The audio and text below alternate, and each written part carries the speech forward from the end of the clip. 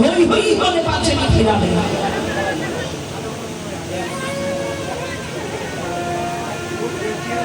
অনুমান নয় বর্তমান, প্রমাণ করে দেখুন।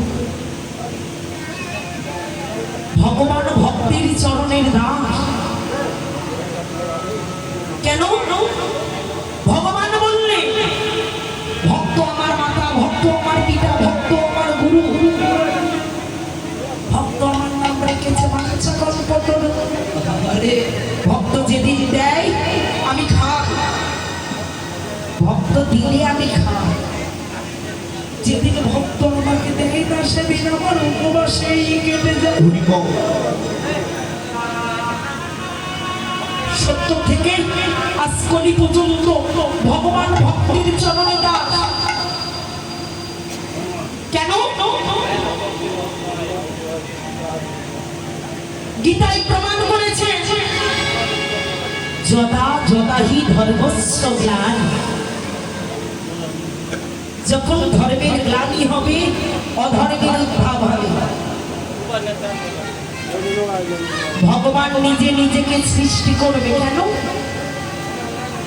সাধুগুরু বৈষ্ণবকে রক্ষা করবেন আর দুষ্টদেরকে দমন করবেন। সেই দুষ্ট দুরাচারী ব্যভিচারী কামাচারীও যদি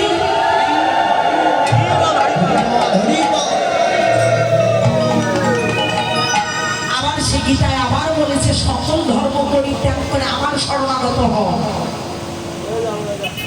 সেই দুরাচারী পাপাচারী ব্যভিচারীও যদি অন্তিমের সময় আমার শরণাগত হয় সে আমার চরণেই প্রাপ্ত হয়।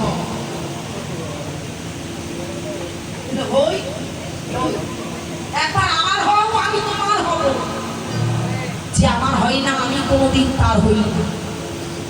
সত্য থেকে আজ কলি পর্যন্ত ভগবান ভক্তের চরণে দাস হয়ে আছে। বিশ্বাস করুন। কেন? ধর্মের গ্লানি, সাধুগুরু বৈষ্ণবদের দুষ্টের দমন করিবার জন্য ভগবান এনে অদিতি মায়ের ঘরে। ভগবান যেদিন অদিতি মায়ের ঘরে এনে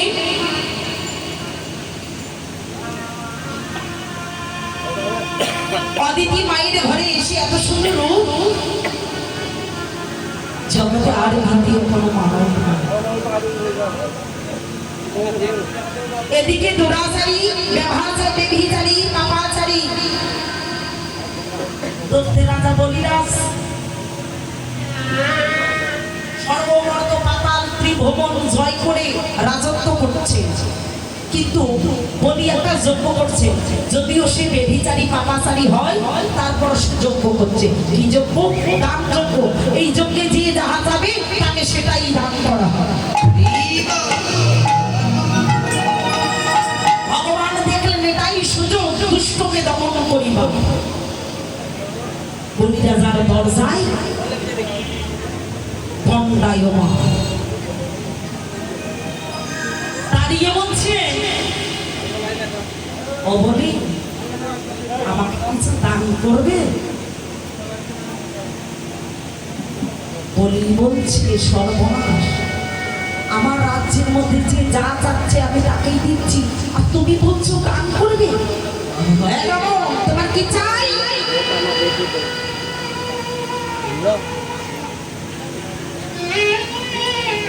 বামনদেব বলছে প্রভু কিচ্ছু না, আমার শুধু 3টা পদ রাখার জায়গা। রাজ দরবারে যত প্রজা ছিল, যত বামন ছিল, যত ভিখারি ছিল, সবাই অট্টহাসি দিয়ে বলছে, অট্টহাসি হাসছে আর উপহাস করছে বামনকে। এই রাজ্যের মধ্যে যে যা যাচ্ছে তাকে দান করা হচ্ছে, এই সামান্য কি রাত্রির পদ ভূমি চাইছে? বলো তুমি নেবে তো? ত্রিপদ ভূমি সন্তুষ্ট যে হ্যাঁ। বামন দেখ ভূমণ্ডল থেকে একটা জল, একটু জল নিয়ে হাতে দিয়ে বলছে, বলি রাজ তাহলে তুমি সংকল্প করো, তুমি যে আমাকে দান করবে সংকল্প করতে হবে। সংকল্প যখন করলেন, সংকল্প করতে চাচ্ছে, সংকল্প করে নিয়েছে কি ত্রিপদ ভূমি। এমন সময় বলি রাজার গুরুদেব ছিল শুক্রাচার্য, দত্ত গুরু বা অসুরদের মধ্যে গুরুদেব। তা গুরুদেবের কর্তব্য হলো প্রত্যেকটা শিষ্যকে রক্ষা করা। যিনি শিষ্যকে রক্ষা করতে পারে না সে গুরু হয় না।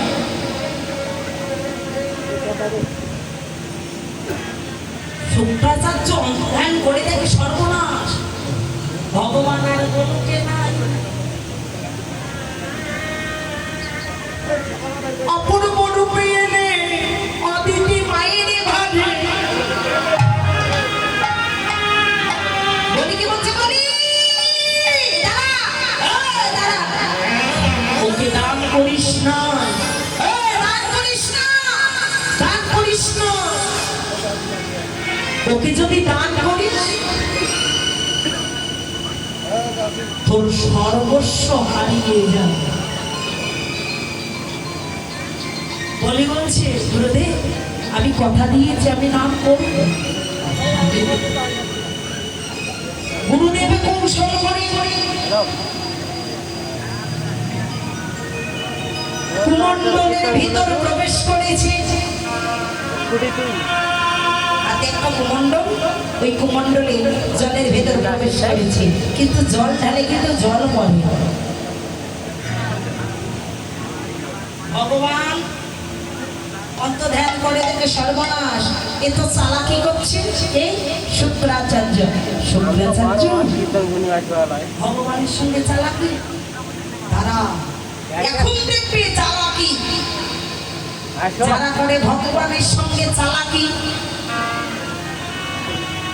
পরে দেখবেন চালাটা কি। বলি রাজাকে বলছে, বলি আমার মনে হয় কুমণ্ডলে আসার সময় একটা ময়লা আবর্জনা প্রবেশ করেছে। মন্দির থেকে একটা কেশি নিয়ে এসে, মানে কাশি আরো বেশি যখন কুশটা নিয়ে এসেছি,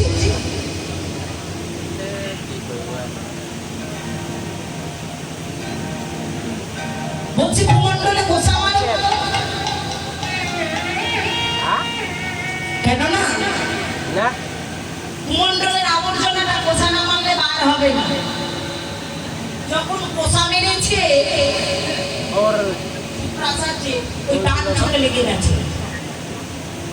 আচ্ছা বলুন, চোখের ভেতর যদি কেউ আঘাত করে চোখের জ্বালা যন্ত্রণা হয় না? জ্বালা যন্ত্রণায় ছটপট ছটপট করতে করতে দিনের খবর শুক্রাচার্য কুমণ্ডল থেকে বাইরে হয়ে ভূতলে গড়া করে দিচ্ছে, আর বামনদেবকে বলছে, বামন রূপী ভগবান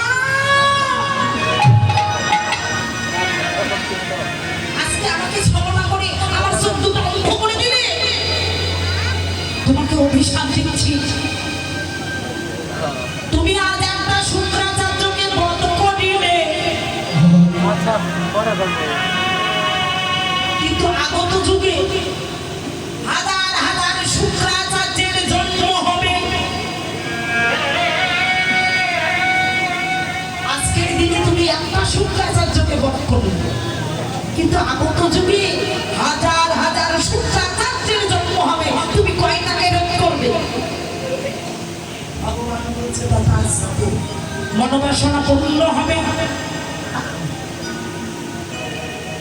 হাজার হাজার শুক্রাচার্য জন্ম নেবে, কিন্তু শুক্রাচার্য বধ হবে ভক্ত ভগবানের অনন্ত কোটি জন্ম মিলন হতেই থাকবে।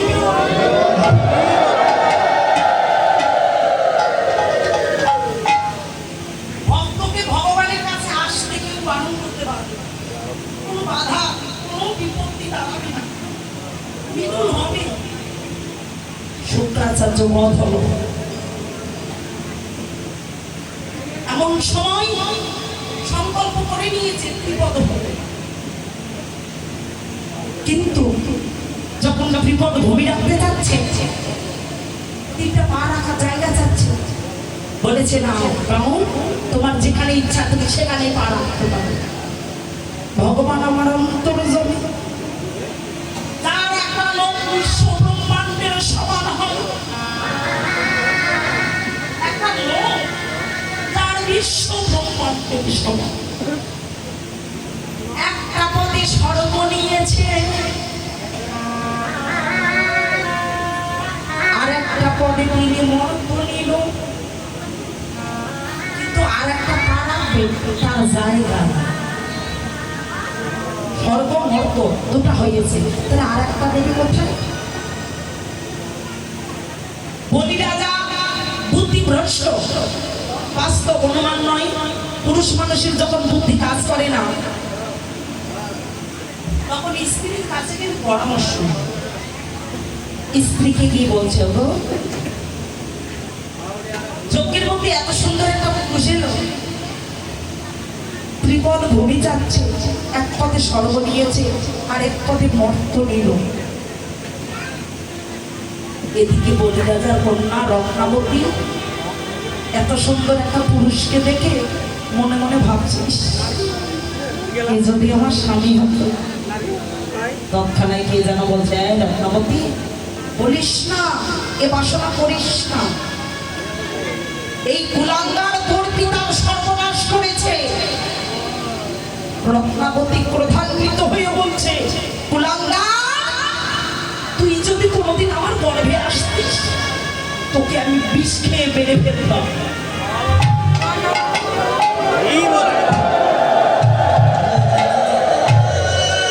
ভগবান বলছে, তথাস্তু রত্নাবতী, মনোবাসনা পূর্ণ করব।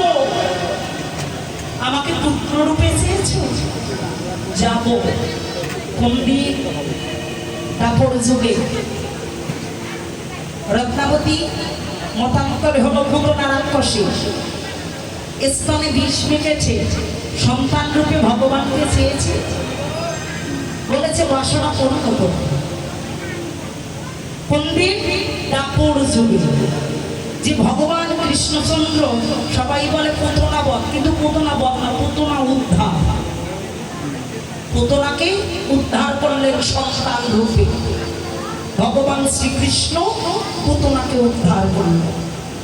এদিকে বলি রাজার সর্বনাশ হলো, কিন্তু স্ত্রীর কাছে পরামর্শ নিতে গেছে, স্ত্রীকে বলছে, গো আমার তো সর্বনাশ হলো, এক পথে স্বর্গ নিল আর এক পথে মর্ত নিল, কিন্তু আর একটা পাড়া দিলে তার যায়। দেখবে স্ত্রী যদি পতিব্রতা হয়, স্বামীকে কিন্তু সঠিক জ্ঞান দেয়, আর যদি পতিব্রতা না হয় তাহলে স্বামীকে কুপথে নিয়ে যায়। সত্যবতী স্বামীকে বলছে, অত যে স্বর্গ নিয়েছে মর্ত নিয়েছে, আমার মনে হয় সে কোনো সাধারণ পাবন নয়।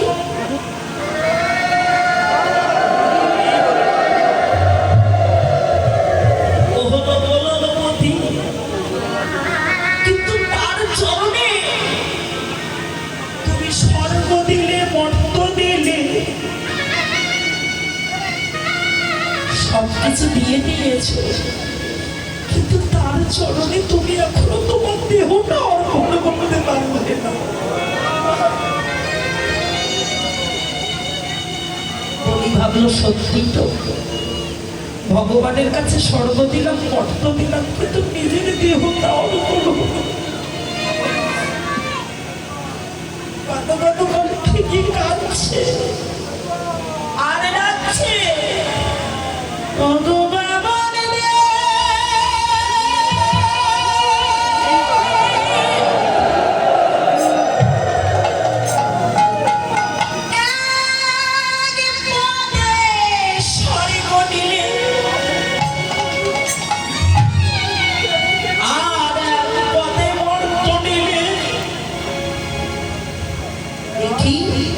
তোমার আর একটা পদ কই? ভগবান নাভি কমল হইতে আর একটা পদ বাহির করিলেন। যখন ভগবান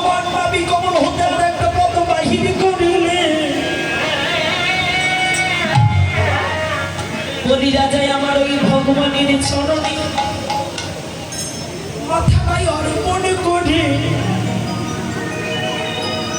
প্রভুর চরণে পড়ে কাঁদছে। প্রভু হে, স্বর্গনলে অর্পণে নিলে মর্ত নিলে তোমার ওই চরণ তলে আমার দেহটাই আমি অর্পণ করিব তোমার চরণে ছাড়া।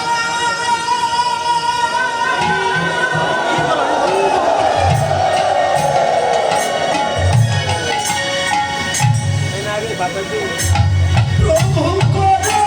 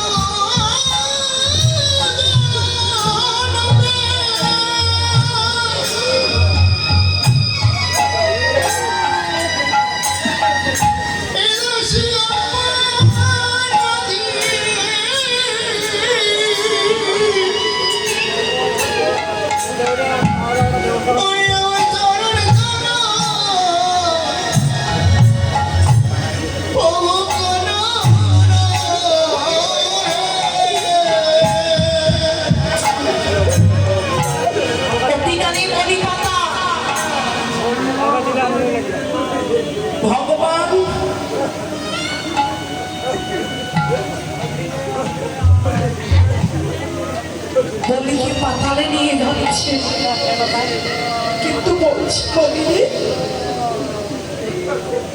ও বলি তুই বড্ড চালাক রে। কেন ভক্ত চালাক না হলে ভগবান পায় না? তুই বড্ড চালাক কেন? তোর যা কিছু ছিল তুই আমাকে দিবি, কিন্তু বলি আজ থেকে আমি যে তোর চরণের দাস হয়ে গেলাম।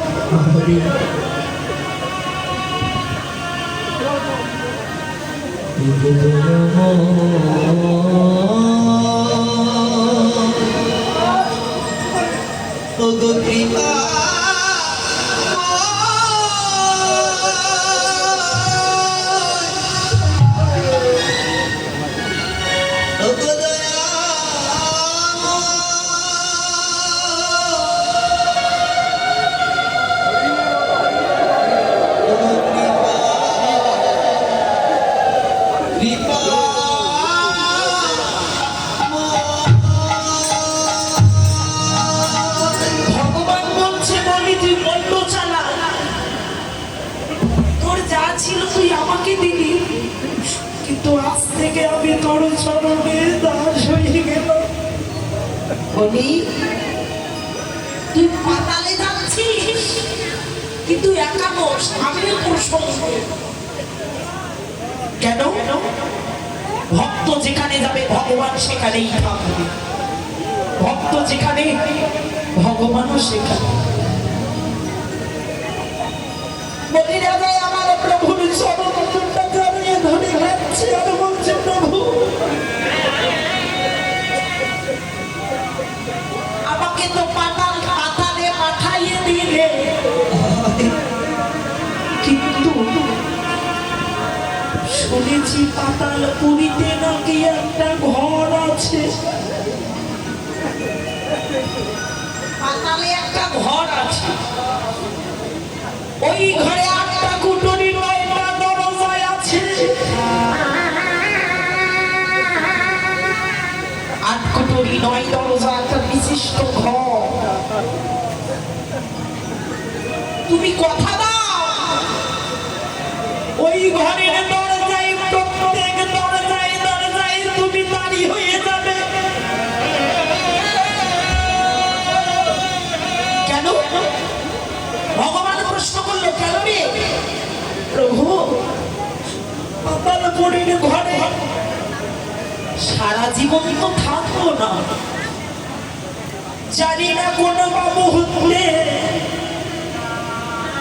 কোন দরজা দিয়ে আমার প্রাণ পাখিটাই উড়িয়ে যাবে।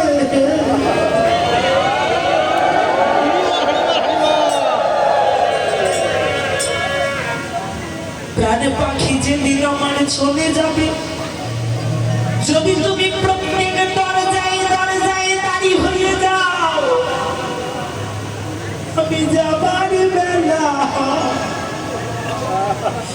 তোমার বদন দর্শন করে যেন যাইতে পারি।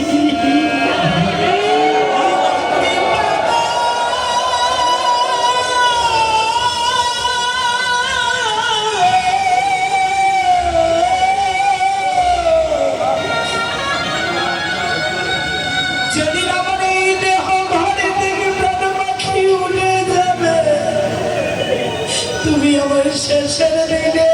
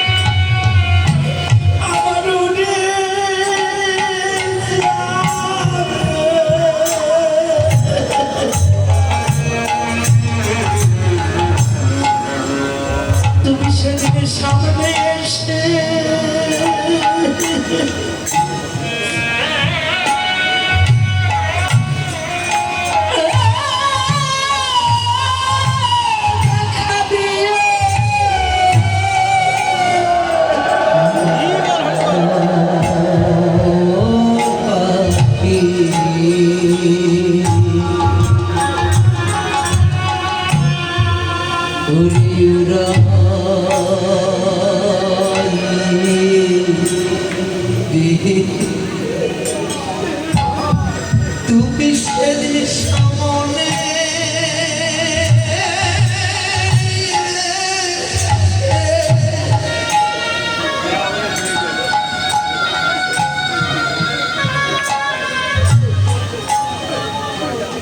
প্রভু আমায় দেখা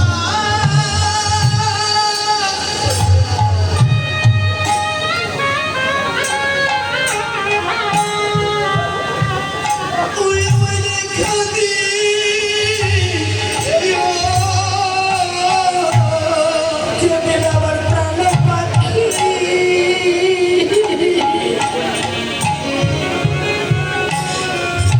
এ পাখি যেদিন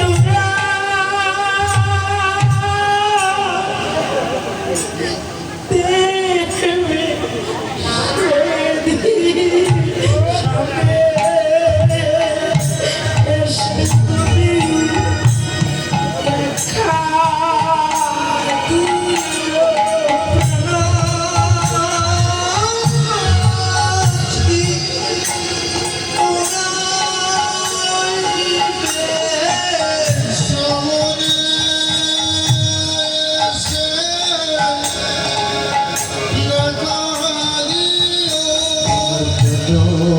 প্রাণাছি পাখি উড়ান দিদি